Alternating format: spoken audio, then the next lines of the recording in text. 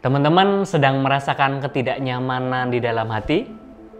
Mungkin video ini akan menjawabnya. Halo semuanya, berjumpa lagi dengan saya Hugo Ivan dari Business Hack. Nah, teman-teman, mungkin teman-teman yang berkunjung di video ini sedang merasakan ketidaknyamanan di dalam hati, ya nggak? Sedang merasain galau mungkin ya, galau apapun itu, karena kerjaan, karena hubungan mungkin yang kandas ya, atau karena hal-hal di luar ekspektasi kita yang terjadi di kehidupan kita. Nah, bisa jadi ya teman-teman,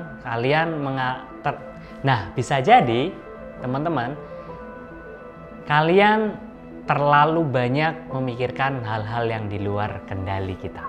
Nah, bisa jadi kita terlalu banyak memikirkan hal-hal di luar kendali kita. Mengutip dari buku karya Stephen Covey yang berjudul The 7 Habits of Highly Effective People, di sana dia membagi lingkaran menjadi 3. Yang pertama ada namanya lingkar kendali.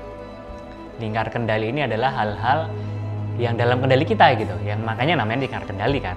Jadi hal-hal yang bisa kita ubah tanpa kita harus menunggu orang lain untuk mengubahnya gitu. Kita bisa memulainya langsung, kita bisa melakukannya langsung. Misal, aku pengen mie ayam nih, ya udah tinggal beli kan. Nah itu lingkar kendali gitu kan.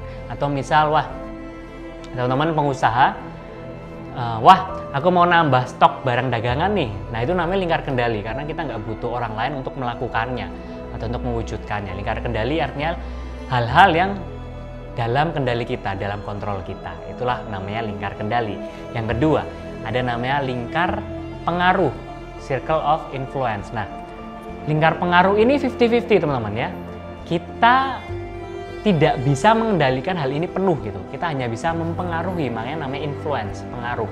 Contohnya, kita punya adik gitu ya, kita punya adik laki-laki gitu, nakal banget ya. Kita pengen dia supaya menjadi anak yang gak nakal gitu, anak baik-baik gitu ya, anak yang gak suka bolos sekolah misalnya. Nah, ketika kita ingin merubah adik kita tersebut, itu masuk dalam lingkar pengaruh. Jadi hal-hal yang hanya bisa kita pengaruhi gitu, kita hanya bisa menginfluence, tidak bisa mengendalikan sepenuhnya.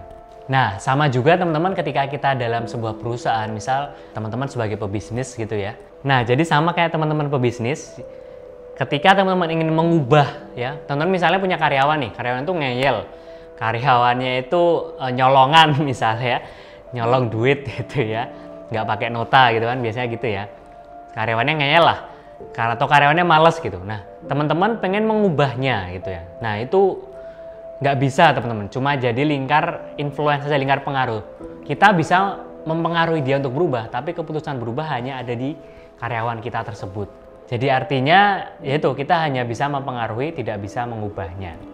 Nah, itu lingkar pengaruh. Sekarang kita ke yang ketiga, yaitu ada namanya lingkar perhatian. Nah, lingkar perhatiannya apa? Gampangannya adalah hampir ya mayoritas berita yang ada di internet.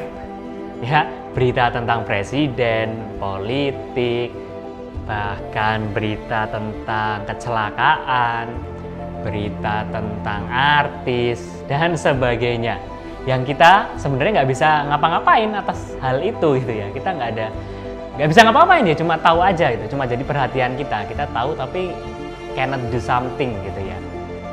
Nah, teman-teman, seringkali kita merasakan ketidaknyamanan karena kita terlalu sibuk mengurusi lingkar pengaruh dan lingkar perhatian kita, ya. Yang kalau dijadikan satu bisa dibilang menjadi lingkar eksternal gitu. Hal di luar kita, di luar kendali kita. Jadi kenapa kok hati kita merasa tidak nyaman? Seringkali karena kita memikirkan hal-hal yang tidak bisa kita kendalikan. Dimarahin, misal teman-teman punya atasan ya, dimarahin atasan. Nah itu kan tidak bisa kita kendalikan ya. Terus apalagi pikiran orang lain ya nggak, itu apalagi nggak bisa kita kendalikan gitu, pikiran orang lain terhadap kita gitu kan. Ini saya juga buat video ini juga nggak peduli amat tentang pikiran orang terhadap saya gitu ya, pikiran negatif tentunya ya, yang positif tetap saya terima. Jadi ya udahlah gitu kan. Kalau teman-teman pernah baca bukunya Seni Bersikap Bodoh Amat, ya itulah ya. Jadi kita sering merasakan ketidaknyaman dalam hati karena terlalu sering memikirkan hal-hal yang tidak bisa kita kendalikan.